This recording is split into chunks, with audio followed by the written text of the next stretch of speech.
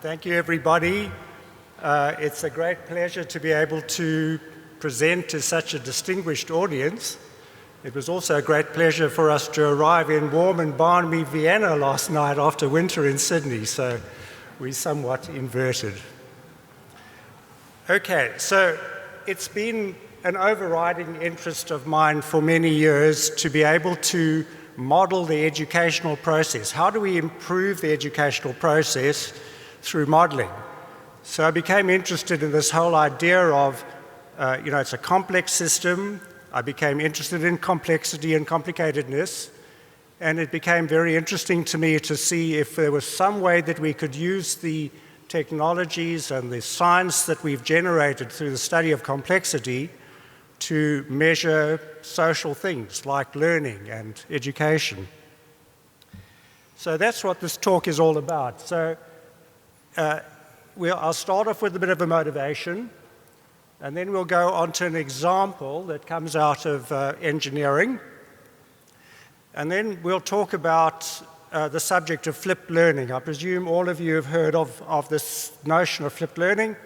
We'll take the idea of flipped learning, and we'll see if we can model that, if that is amenable to being modeled through agent-based modeling. And then we'll talk a little bit about the actual agent-based modeling environment, and then I'll give you some references to take away with you at the end. And hopefully you'll be inspired to want to use agent-based modeling yourselves. Okay, so I thought about how do I make this talk interesting to you, university principals and university vice-chancellors. So I thought it's best to sort of couch it in the terms of policy making. So, you're policy makers, all of you. How do you make best policy? Well, you might be deciding to allocate resources in some way or other, or you might be deciding on some decision or other. Now, you can make that decision based on the seat of your pants, as we say in English, or you could make that decision based on perhaps some evidence. So the evidence is clear. If you fail to plan, then you plan to fail. And that's what everybody tells you. But I want to add an extra one. It says that if you fail to use evidence to plan, then your plans have a good chance of failing, in addition to that. So what do you do? Where do you get the evidence as university vice-chancellors, etc.? Well, it relies on you having tried something, having collected empirical evidence, having observed. We're all scientists in one way or another. All right, so it relies on you being able to collect that evidence and then being able to interpret that evidence and to be able to make some decisions about it. Often, the evidence doesn't exist at all. And then what happens is we tend to invent it. Yeah. And many times it's something that's never been done before, so then we do have to invent it in some way. Alternatively to that, what do? We have to model it. We have to create something that gives us the evidence that allows us to understand what it is that we're wanting to do.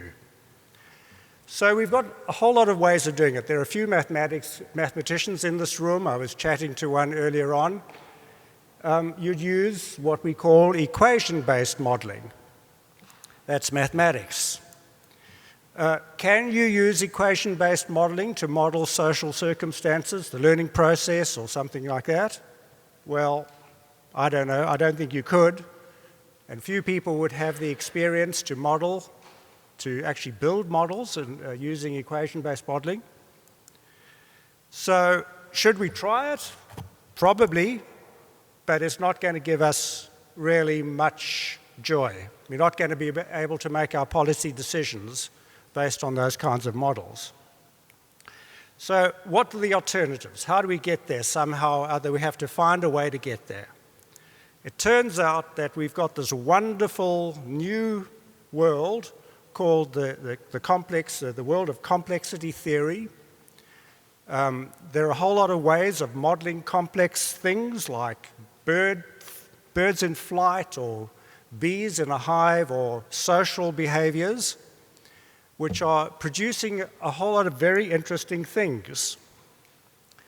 We call them emergent properties in complex system theory.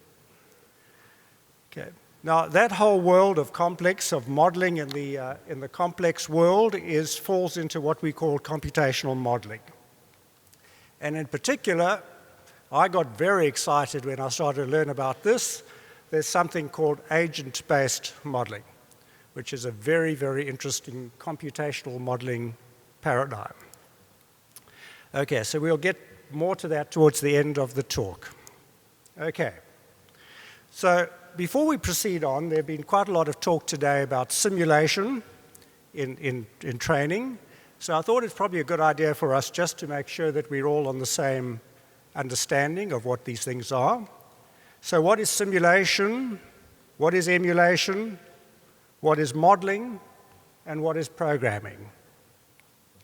So simulation is where you create something that behaves like the real thing, but you know it's not the real thing.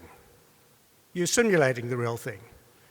And you very often use that for training, for skills development, training. Okay? So that's like medical simulation, or flight simulation, or computer network simulation. That's what I know off by heart, computer network simulation. On the other hand, what is emulation? Okay? So this is similar to simulation.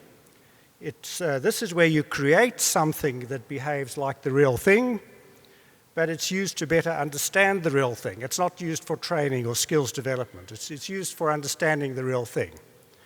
So, for example, you'd build a small version of a bridge and test it to see whether the bridge is going to stand. I mean, if you weren't able to do that, then you'd have to build the bridge to know it's going to stand. So we want to emulate it. Or, for example, use a wind tunnel to understand the behavior of an aircraft wing, for example. All right, now modeling. This is where we start to come in this particular circumstance. So modeling is where you create some abstract system that can be used to better understand the real thing. So you're not creating something that emulates or simulates the real thing. You're creating something that enables you to better understand the real thing. And there are two main branches of modeling. There's what we call equation-based modeling, and that comes out of the discipline of mathematics and the science of mathematics. And then there's the so-called agent-based modeling, which really comes out of the new science of complexity. Okay, and then the last one that I wanted to mention is this thing called programming. And this is where modeling becomes in, or moves into, and becomes part of the real thing. So the big difference between modeling and programming is that programming does actuation. It makes things happen. So it's not just there for you to better understand the real thing, it actually makes things happen as well. So then, having said all of that, what is computational modeling? So really, essentially, computational modeling is the ability to use computers, to interact with them, to speak to them, to write in their language, and then use that interaction process and the capability of the computer to actually build these simulations or emulations or models and so on. So everyday examples of computational modeling are things we probably use every day, things like spreadsheets or MATLAB or R or other programming languages. So MATLAB, for example, really is just a computational version of equation-based modeling. It's not agent-based modeling, although it's computational. It's just a computational-based version of agent-based modeling. On the other hand, there's something that's appearing, and actually NetLogo has been around for about 15 years, from the early 2000s.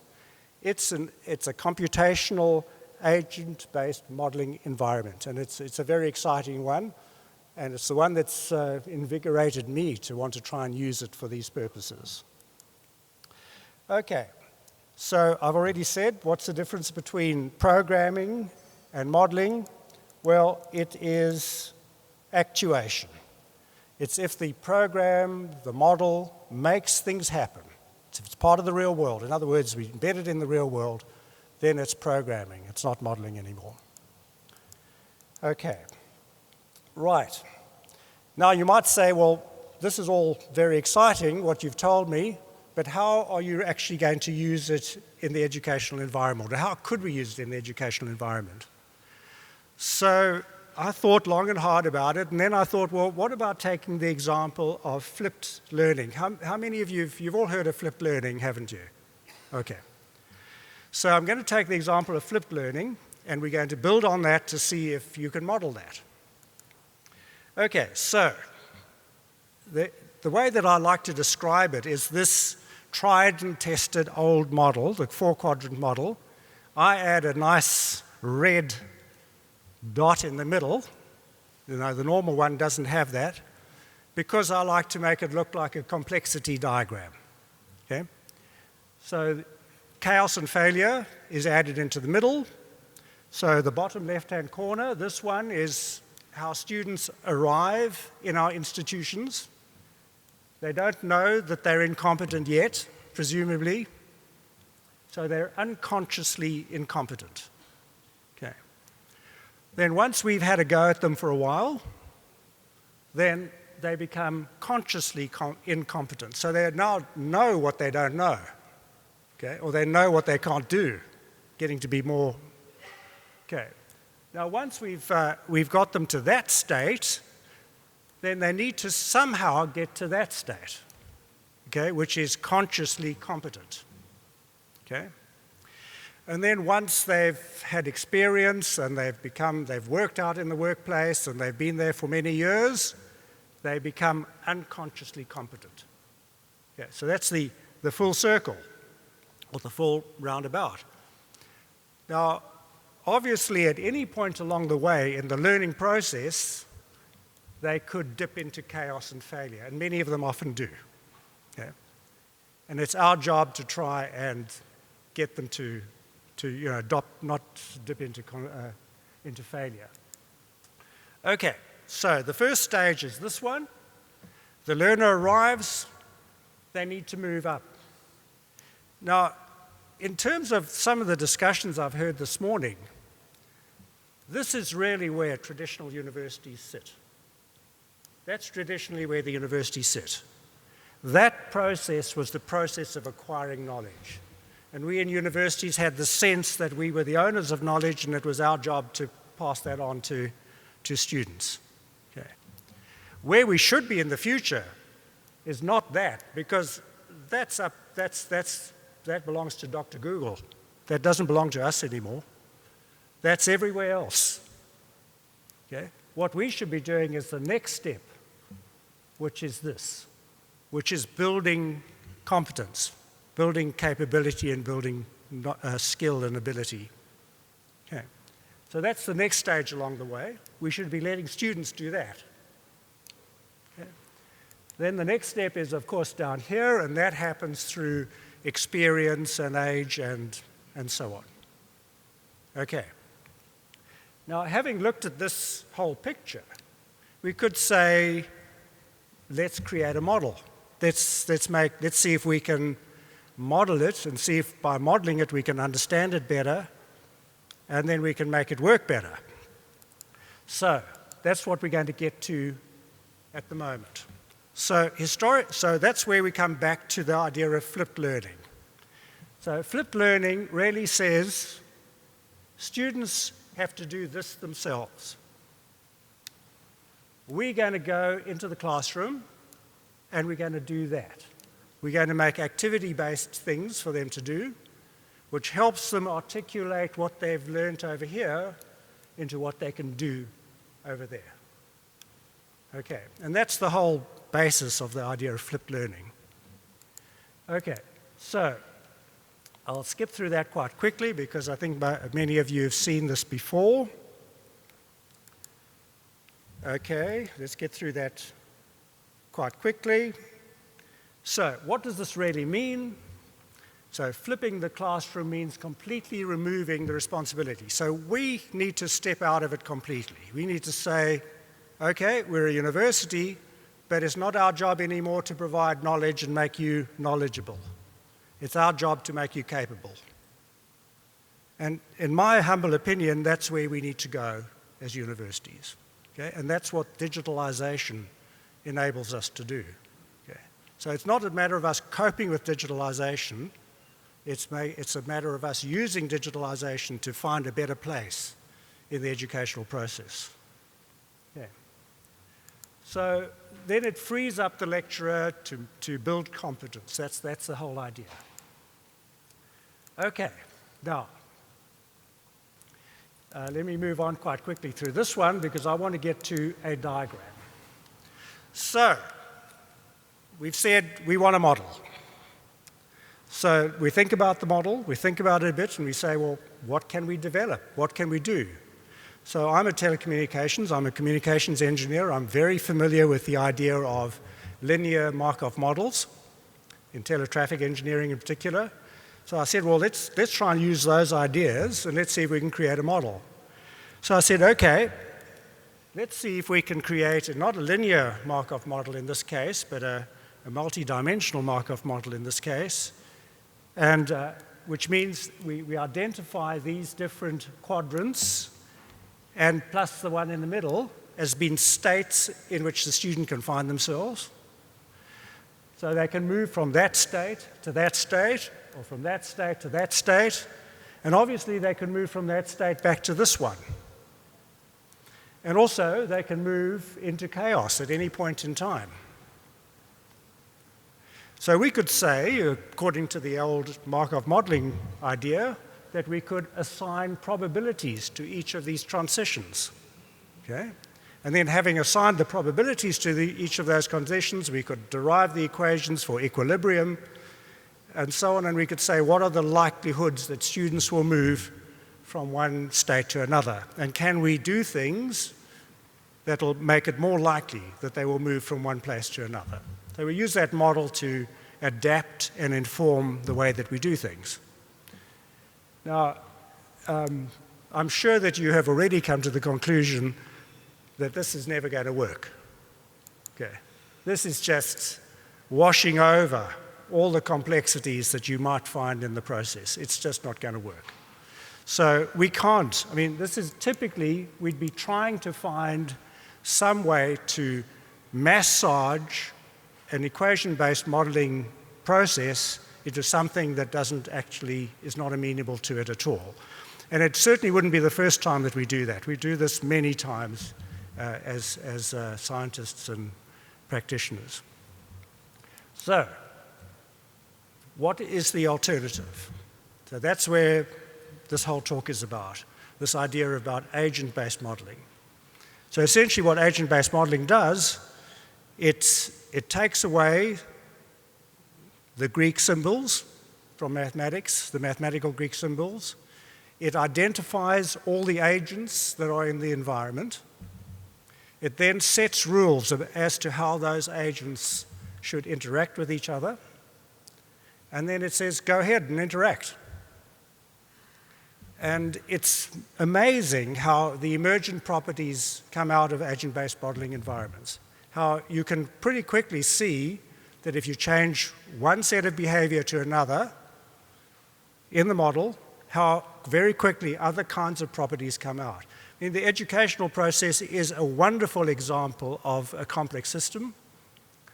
It produces this amazing property, emergent property, which we call education and learning and capability. Okay. So that's why we're talking about using agent-based modeling. Okay, so we've got an understanding of what agent-based modeling is. All right, so I'm going to just very quickly describe to you a very well-known problem, a very well-known example of agent-based modeling. This is the so-called Predator-Prey energy model. So what it really is it's, the example that everybody always uses is the wolves and the sheep and the grass. And it turns out that if you try and build an equation-based model to model that, you have to get to know these things, which are called the Lotka-Volterra equations, differential equations. And if you're a mathematician, you'll very quickly see that you can devolve those down into sinusoidal type equations, sine waves. Okay? If you're a mathematician or anybody else, we'll tell you that. So that basically suggests that predators and prey and grass are cyclic sinusoids. Go up and down according to sinusoids. One's going up and one's going down and so on. But in actual fact, we know that's absolutely not the case. That's absolutely not the case. And the equation-based models can only really do something for you in aggregate. They can't really predict anything. They can just say, well, there's a likelihood or something that something will happen. Okay, so agent-based models, on the other hand, produce these amazing properties. They can show you the emergent properties coming out of the model. You can very easily change the parameters and show how things might change. And one of the things that I'm working on personally is taking that flipped learning model that I described to you earlier and seeing if I can put it into an agent-based model. And so watch the space, that's coming. All right. So these complex behaviors are absolutely miraculous that we can see. There are all kinds of things in human life that we just don't know where they come from. But as soon as we build agent-based models, and I'll give you another example. Are any of you communications engineers, perhaps in this room? Okay, perhaps not. There's one of the set of protocols in communications engineering. It's called the TCP protocols, transmission control protocols. It's very simple, and it's designed to control the flow of data from one place to another. It turns out that we don't understand why it works. It's very simple, and every single computer is using it all the time. There are millions of these agents in operation all the time, but yes, they're doing their job, but they're doing their job far better than we understand. And so we've started to build agent-based models of the TCP protocol, and we've started to see where those emergent properties, those the ability to deal with congestion, come from, which are not apparent from just studying them and learning about them. Okay. Right. So the actual, I think I've got quite a lot of time still. I could keep you going for a while. So the actual environment that I've used and many people are using is this thing called NetLogo. There you go, NetLogo. It's freely available off the internet. You can simply download it and run it on your own computer, and it's got built-in tutorials and models that you can borrow from and copy and try and use them.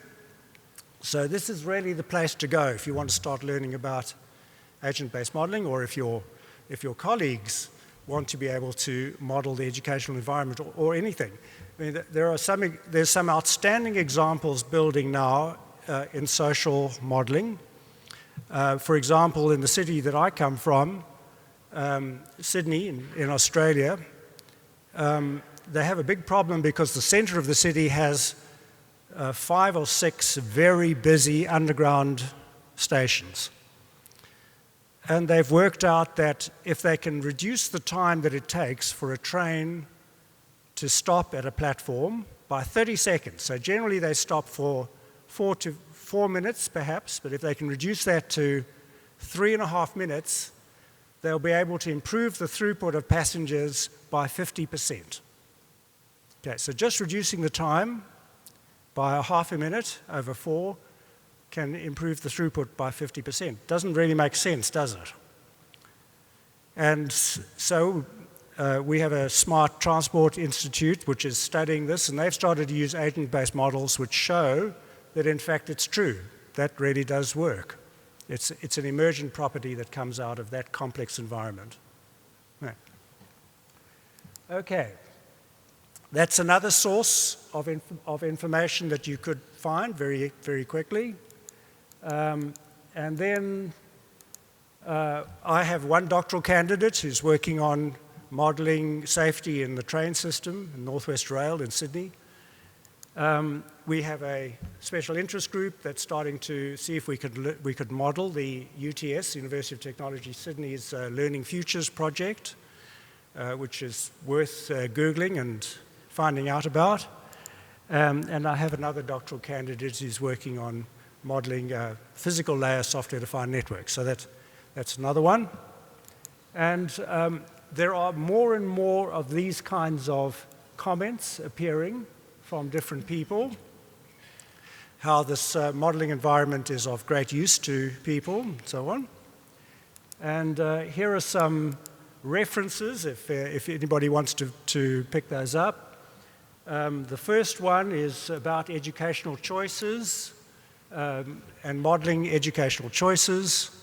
This one over here is an introduction to computational models in social life, which is a very interesting one to go and find out about. And this is the NetLogo, the authors of NetLogo. Okay, so now what I have is a few very quick videos to show you, which are simulations, agent-based simulations. So we'll run through those very quickly, and then I'll take questions. Okay. All right, we're ready for those videos, please.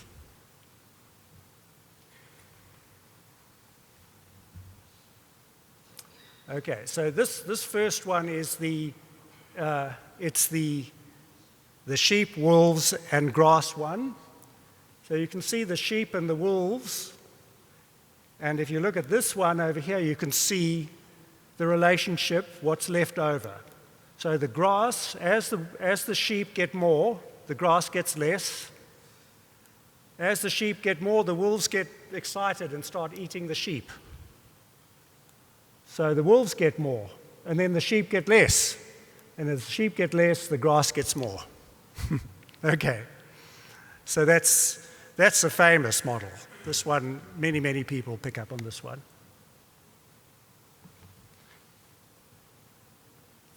Okay, let's do the next one.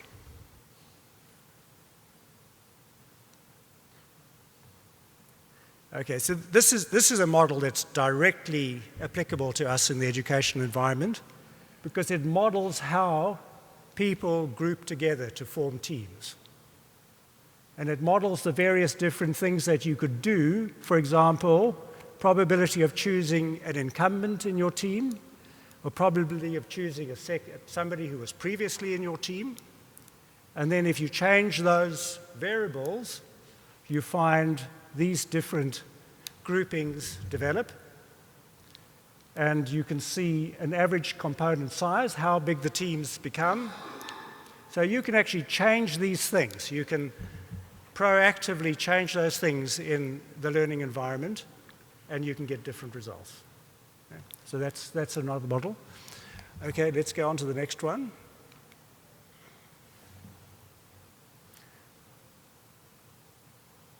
Okay, so this is the same model again. This time I've taken this percentage and I've moved it right down, and you'll see that the average component size becomes a lot bigger. It doesn't descend and decrease. That's another one. Okay. And then there are two more to see.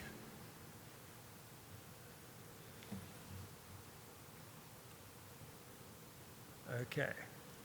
So this is a model that deals with the cooperation. So this is all about greedy cows and not very greedy cows. So again, this model is actually very applicable in the educational environment. And by changing how quickly they reproduce or how greedy they are, so you can change the way that they interact with each other and the emergent properties that develop. Okay? All right, let's go on to the last one. So this is all about, it's called rebellion, and it models what happens in a crowd if there are a few people who are rebellious and how they change the behavior of the crowd based on how rebellious they are. And again, you can change these variables and you get different kinds of results. Okay. All right, thank you very much. I'm happy to take some questions. Thank you for your presentation. I myself, like you, I'm an engineer and I've used modeling and simulation of many complex systems to enhance learning in the classroom. But I mean, as you know, a graduate should have a balance between depth in the subject matter and the breadth in the general education. Yes. And in fact, if you look at surveys of international companies as far as the weakness areas of graduates that join these international companies, they are soft skills rather than hard skills. Yes. So I don't see modeling and simulation implemented. I know there's a lot of research in that area, but very little in the general education component that represents the breadth, you know. I mean, you can be a great engineer, but if you don't have communication skills, then you're not going to be successful. So this breadth component that includes humanities, social sciences, communication skills, human rights education, global citizenship, what have you, are not stressed enough. We all know that the liberal arts higher education model is really among the best in the world today. And as such, this component, this breadth component, which, by the way, represents almost a third of the credits. I mean, a BS in computer science, a 3-year program, a third of it is general education.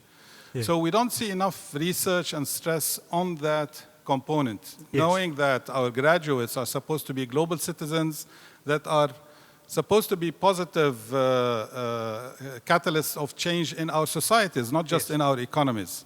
So can you say something about that, please? Yes.